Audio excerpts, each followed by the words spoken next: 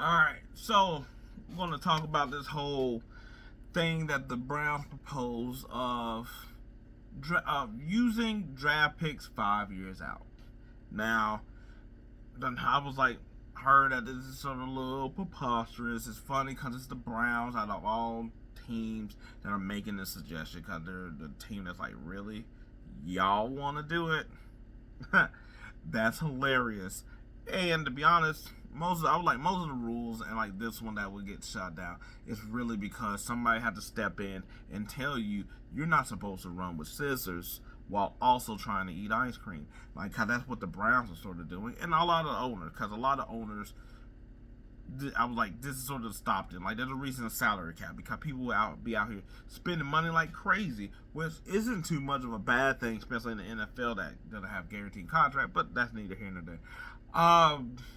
But as I heard, and like for instance on the Rich Eisen show, and I like Rich Eisen. I was like, he's very optimistic and positive in a world that isn't really that toward people, or especially athletes and things like that. So I do like that, even though I'm like, that's not realistic. That's not what we're talking about here.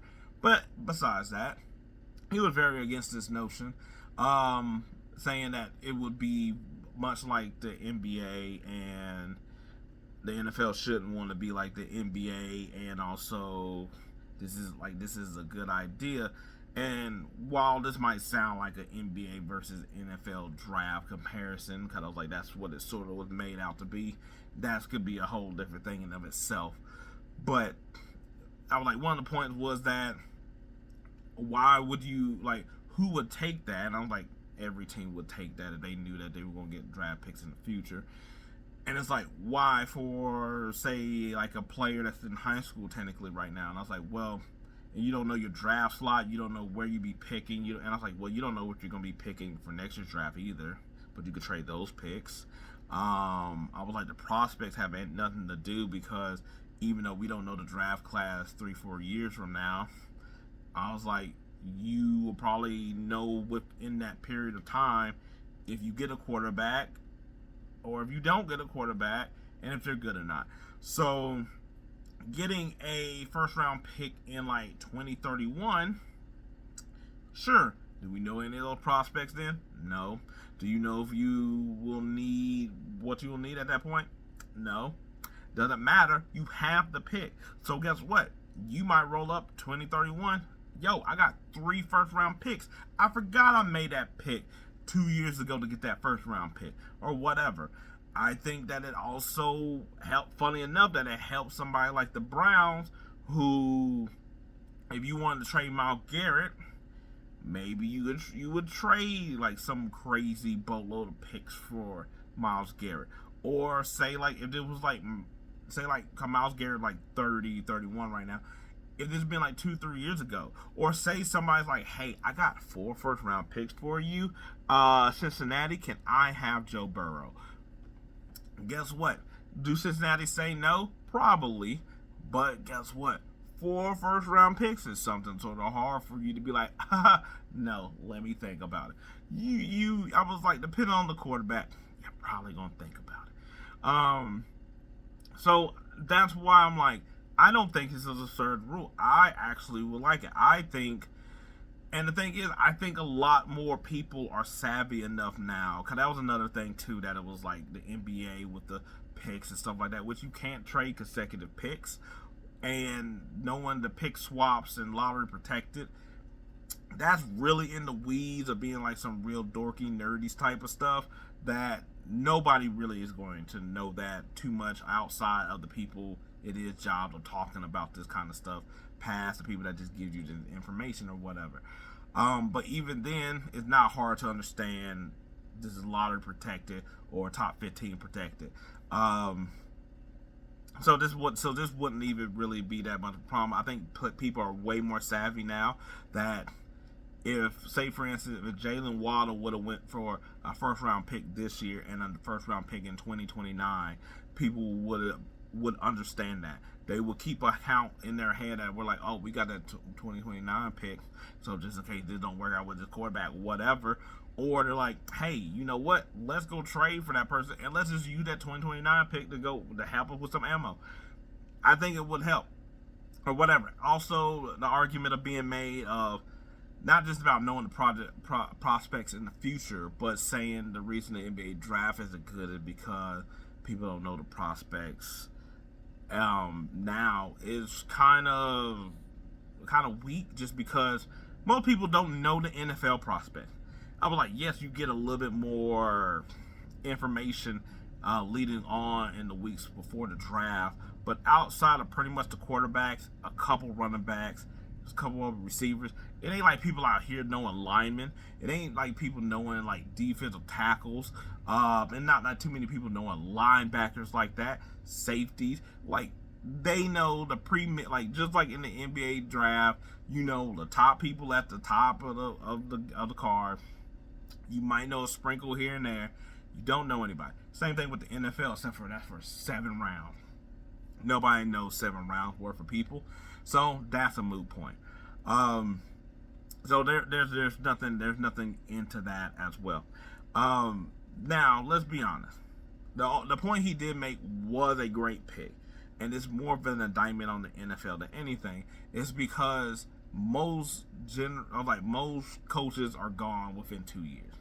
Most general managers are probably I want to say maybe like 3 to 4. Which, if you are able to trade picks 5-6 years or in the future, that GM is not going to be around that long.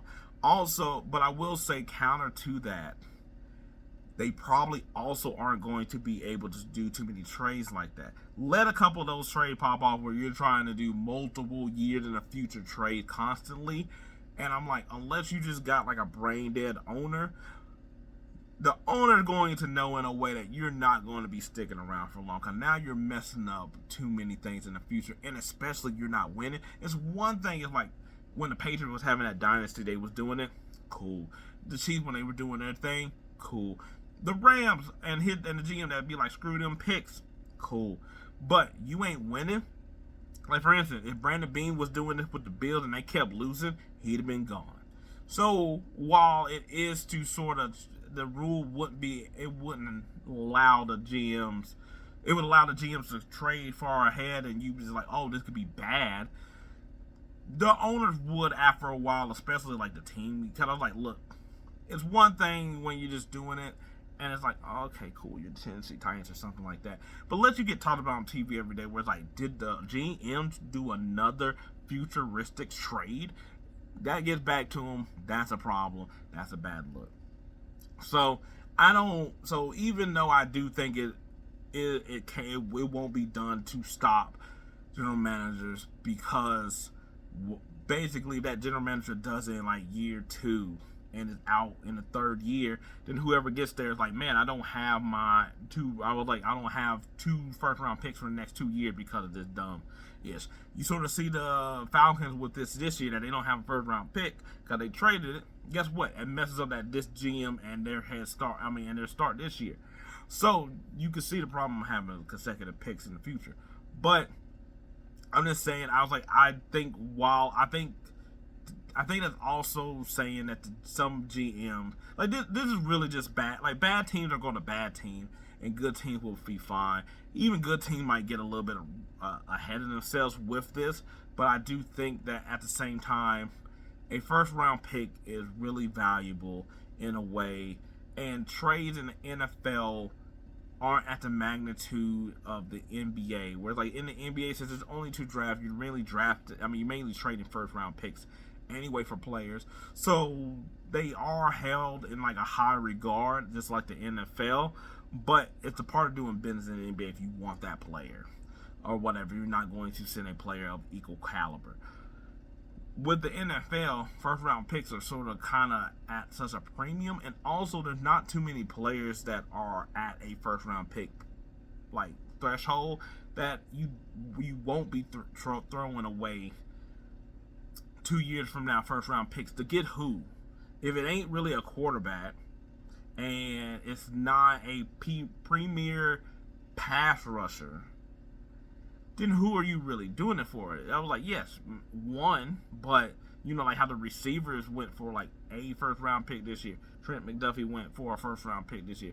Matt Crappie was going to go for 2 first round picks, but he's a premier pass rusher. You know, Tunsil has gone for that, but I was like, he's a left tackle. Trent Williams, a left tackle. You know, like there's top players at top positions that are like, so they're going to have to be first round pick. But other than that, outside of the Jamal Adams trade that Pete Carroll did, there's nobody that's really worth a first round pick except for like those 3 positions. And there's also not that many of them either. Like, so you're not going to also be throwing them around willy-nilly at the same time. So I actually think this is not to be doing about nothing. You could say that if the Browns would have tried to get Deshaun at that time, they would have threw a lot of those first-round picks. So yes, they would have. But you could at least say at that time, Deshaun Watson being a top quarterback, getting those first-round picks, yes, in hindsight with the contract and all that other stuff, it looks really bad, but at the same time, it makes sense. Like, guess what? Patrick Mahomes on the market. You're going to throw 5 first-round picks at him. I was like, Lamar, Josh Allen, Joe Burrow, whatever. Even somebody like Herbert and them, like, you're going to throw a couple of first-round picks at them. So you're not really, this is not ever really going to have a shot of happening. So I actually think they should go ahead with the rule, even if you want to do like how the NBA does it, where they have that Stephen rule where you can't trade the consecutive picks. That's cool too. I don't think this is going to hurt anybody.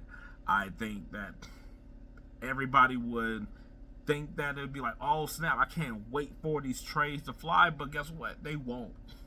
They're just, I was like, the picks are too valuable for players you're never going to also get. So anyway, I think it's all to do about nothing. But so, do you think that they should allow this 6-pick rule? I do. I don't think it's going to do any harm. Or to just bad messenger. That if it was the Eagles, for instance, everybody would be a little bit more on board. You know, and I said the other team, Chiefs, Rams, or whatever, that also have a good look at that as well, too. So anyway, let me know what you think. Other than that, peace. We out.